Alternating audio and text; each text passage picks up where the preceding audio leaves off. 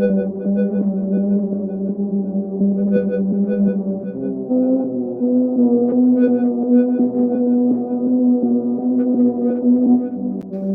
ውድ የአውደ ድንቅ ቤተሰቦች፣ ዛሬ የምናወራው ስለ አንድ ገነት ስለምትመስል ግን ሲኦል ስለሆነች ደሴት ነው።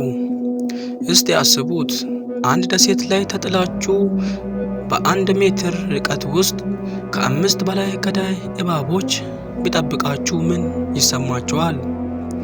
ይህ በፊልም ላይ የምታዩት ልብ ወለድ አይደለም።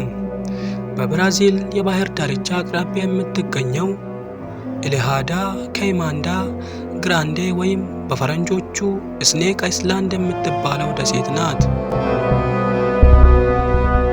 ዛሬ እዚችን ደሴት አስፈሪ ምስጢር፣ ለምን ማንም ሰው እንዳይገባ እንደተከለከለች እና እዚያ ውስጥ ስላለው እጅግ ገዳይ እባብ በዝርዝር እናያለን።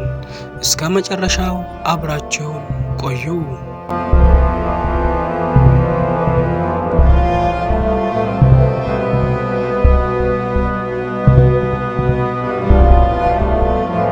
የደሴቷ አስፈሪ ተፈጥሮ። ይቺ ደሴት ከብራዚል ሳኦ ፓውሎ ከተማ 33 ኪሎ ሜትር ርቀት ላይ ትገኛለች። ከሩቅ ሲያዩዋት በጣም ታምራለች። አረንጓዴ ደን እና ሰማያዊ ባህር አላት።